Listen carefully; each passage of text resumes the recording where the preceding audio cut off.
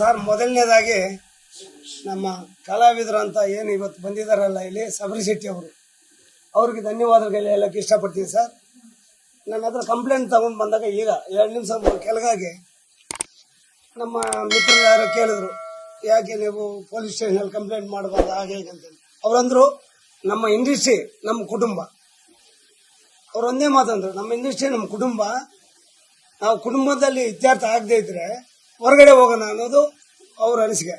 ಅದಕ್ಕೆ ನಾನು WhatsApp sir. ಎರಡನೇದು, ಇವತ್ತು ನಮ್ಮ ಮಿತ್ರರು ಒಬ್ರು ಕೇಳಿದ್ರು ನೀವು ಇಲ್ಲಿ ಮೆಂಬರ್ ಆಗಿದ್ದಾರೆ ಅಂತೇಳಿ. ಸರ್, ಅವರು ಕಲಾವಿದರು, ಇಲ್ಲಿ ಮೆಂಬರ್ ಆಗಬೇಕಾಗಿಲ್ಲ. ಅವ್ರು ಸಿನಿಮಾ ಮಾಡ್ತಾ ಇದ್ದಾರಲ್ಲ, ಅವ್ರ ನಿರ್ಮಾಪಕರು ನಮ್ಮಲ್ಲಿ ಮೆಂಬರ್ ಆಗಿದ್ದಾರೆ. ಹಾಗಾಗಿ ನಾವು ಕೆಲವೆಲ್ಲ ಇದನ್ನ ನೋಡಿಕೊಂಡು ಏನೋ ಒಂದು ಆಗತ್ತೆ, ಅದನ್ನ ಇಮಿಡಿಯೇಟ್ ಆಗಿ ನಾವು ಏನು ಮಾಡಬೇಕು ಅನ್ನೋದು ನೋಡಲೇಬೇಕು ಹೊರತು ನಮ್ಮಲ್ಲಿ ಮೆಂಬರ್ ಇರಲೇಬೇಕು. Must and should. ಅವ್ರ ಸಿನಿಮಾ ಏನು ಮಾಡ್ತಾ ಇದ್ದಾರೋ ಅದಕ್ಕೆ ಆ ನಿರ್ಮಾಪಕರು ಇಲ್ಲಿ ಮೆಂಬರ್ ಆಗಿದ್ದಾರೆ ಅಲ್ವಾ sir? Okay, thank you sir. ಆಮೇಲೆ ಇವತ್ತಿನ ದಿನ ಸರ್, ಸಿನಿಮಾಗಳಿಗೆ ಜನನೇ ಬರ್ತಾ ಇಲ್ಲ ಸರ್. ಇಂಥ ಟೈಮಲ್ಲಿ ಇಂಥ ಹೋಗಲಿದಾವಲ್ಲ, ಏನು ನಾವು ಅಲ್ಲಿ ಆ್ಯಕ್ಟಿಂಗ್ ಕೊಡಿಸ್ತೀವಿ, ಇಲ್ಲಿ ಮಾಡಿಸ್ತೀವಿ, ಅಲ್ಲಿ ಮಾಡಿಸ್ತೀವಿ ಅಂತೇಳಿ ಸೀಟಿಂಗ್ ಮಾಡ್ತಾ ಇದ್ದಾರಲ್ಲ, ಎಷ್ಟು ಸರಿ ಸರ್ ಅಲ್ವಾ? ಯಾರೋ ಹೊಸಬರು ಮಾಡಿದ್ದಾರೆ ಅಂದಾಗ ಅದಕ್ಕೊಂದು ಅರ್ಥ ಇರುತ್ತೆ.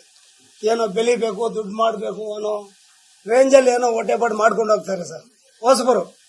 ಸರ್, ಎಂಥ ನಮ್ಮ ಇವತ್ತು ಹೆಸರ ಅಂತ ಒಬ್ಬ ಗಣ್ಯ ವ್ಯಕ್ತಿ, ನಿಮ್ಗೆ ಆ್ಯಕ್ಟಿಂಗ್ ಮಾಡಿಸ್ತೀನಿ, ಇನ್ಯಾರನ್ನೋ ಕಲಾವಿದನ್ನ ನಾನು ತೋರಿಸ್ತೀನಿ, ನಿಮ್ಗೆ ಇಂಟ್ರೊಡ್ಯೂಸ್ ಮಾಡ್ಕೊಡ್ತೀನಿ ಹಾಗಂತೇಳಿ ಈ ಥರ ಮಾಡ್ತಾರಲ್ಲ, ಅಕ್ಷಮ್ಯನೀಯ ಅಪರಾಧ ಸರ್ ಇದು. ಇದಕ್ಕೆ ನಾವು ನಮ್ಮ ಇದ್ದಾರೆ, ಇನ್ನು ಹಿರಿಯರೆಲ್ಲ ಇದ್ದಾರೆ, ಅವರೆಲ್ಲ ಕಟ್ಟಿರೋ ಇಂಡಸ್ಟ್ರಿ ಸರ್ ಇದು. ಇದನ್ನ ಏನು ಇವತ್ತು ಈ ಥರ ಆಗ್ತಾ ಇದೆಯಲ್ಲ, ನಮಗೆ ನಾಚಿಕೆಗೇಡಾಗುತ್ತೆ. ಏನು ಇಂಥ ದರ್ಶಕರು ಆಗ್ಬೋದು, ಇನ್ನೊಬ್ರು ಆಗ್ಬೋದು, ನಾವೇನು ಕೆಲವರು ನಿರ್ಮಾಪಕರು ನಿಮ್ಮ ಹೀರೋ ಮಾಡ್ಬಿಡ್ತೀವಿ, ನಿಮ್ಮನ್ನ ಹೀರೋ ಇನ್ನು ಮಾಡ್ಬಿಡ್ತೀವಿ, ಇಂಥವ್ರು ನಡೀತಾನೆ ಇದ್ದಾವೆ. ಆದರೆ ಇಷ್ಟೆಲ್ಲ ಹೆಸರು ಮಾಡಿರೋನು ಇದು ಮಾಡೋದು ಸರಿಯಲ್ಲ ಅಂತ ನನ್ನ ಅನಿಸಿಕೆ ಸರ್. ಇದು ಸರ್, ಮುಂದಿನ ದಿನಗಳಲ್ಲಿ ಇದು ಏನು ಅಂತ ನಾವು ಚರ್ಚೆ ಮಾಡಿಬಿಟ್ಟು ಅವ್ರನ್ನ ಕರೆಸಿ ಮಾತಾಡ್ತೀವಿ ಸರ್. ಒಬ್ಬರಿಂದ ಇಡೀ ಇಂಡಸ್ಟ್ರಿಗೆ ಕಪ್ಪು ಮಚ್ಚೆ ಬರೋದು ಬೇಡಿ ಸರ್, ಕೆಟ್ಟದಾಗೋದು ಬೇಡಿ.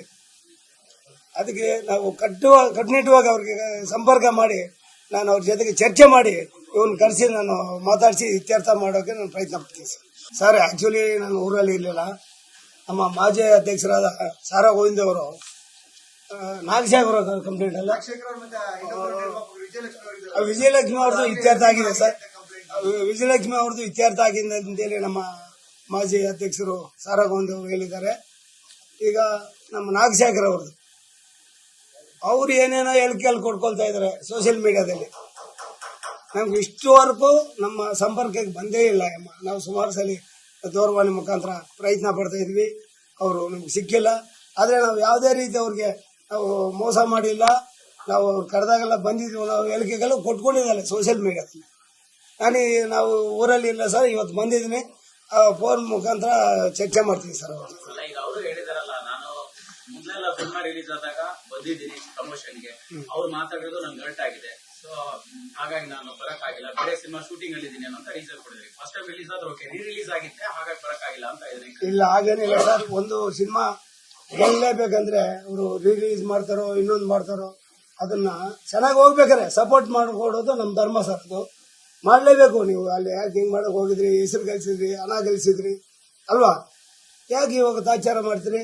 ಬನ್ನಿ ಒಂದ್ಸಲಿ ಬಂದು ಅವ್ರ ಜೊತೆಗೆ ಕೈ ಜೋಡಿಸಿ, ತಪ್ಪೇನಿದೆ? ನಾವೇನಾರು ಕಲ್ಕೊಳ್ತೀವಿ ಅದರಲ್ಲಿ, ಏನಿಲ್ಲ ಸರ್. ಅಟ್ಲೀಸ್ಟ್ ಮಾತೃ ಸಂಸ್ಥೆಯಾದ ನಮ್ಮ ವಾಣಿಜ್ಯ ಮಂಡಳಿಯಿಂದ ಒಂದು ದೂರವಾಣಿ ಕೆರೆ ಹೋದಾಗ ಅದಕ್ಕೆ ಸ್ಪಂದಿಸ್ಬೇಕು. ಅವರು ಯಾರೋ PA ಹತ್ರ ಮಾತಾಡ್ಸೋದು, ನಾನು ಏನು ದೊಡ್ಡ ನಾಯಕ ನಟರೆಲ್ಲ ಇದ್ದಾರೆ, ಎಷ್ಟು ನಮ್ಗೆ ನಿರ್ಮಾಪಕನ ಅನ್ನದಾತರು ಅಂದವರು ಎಲ್ಲ ಇದ್ದಾರೆ. ಅಂತದ್ರಲ್ಲಿ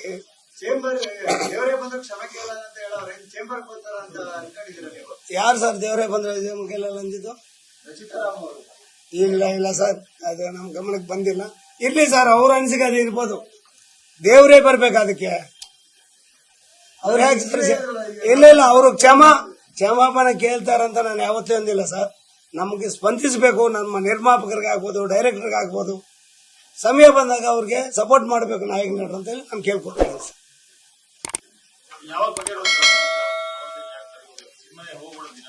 ಹೌದು ನೋಡೋಣ ಸರ್. ಈಗ ನಾನು ದೂರವಾಣಿ ಸಂಪರ್ಕ ಮಾಡ್ತೀನಿ, ಸಿಕ್ಕಿದಾಗ ನಾನು ಅಮ್ಮನಿಗೆ ತಿಳಿಯಿರ್ತೀನಿ ಸರ್. ಲೇಟೆಸ್ಟ್ ಹಾಗೂ ಇಂಟ್ರೆಸ್ಟಿಂಗ್ ಸುದ್ದಿಗಳಿಗಾಗಿ ಬಾಸ್ ಟಿವಿ ಕನ್ನಡ ಚಾನೆಲ್ನ ಸಬ್ಸ್ಕ್ರೈಬ್ ಮಾಡಿ. ಹಾಗೆಯೇ ಬೆಲ್ ಐಕಾನ್ ಪ್ರೆಸ್ ಮಾಡಿ. ಇದರ ಜೊತೆಗೆ ಫೇಸ್ಬುಕ್, ಇನ್ಸ್ಟಾಗ್ರಾಮ್, ಎಕ್ಸ್ನಲ್ಲೂ ಮಿಸ್ ಮಾಡದೆ ಫಾಲೋ ಮಾಡಿ.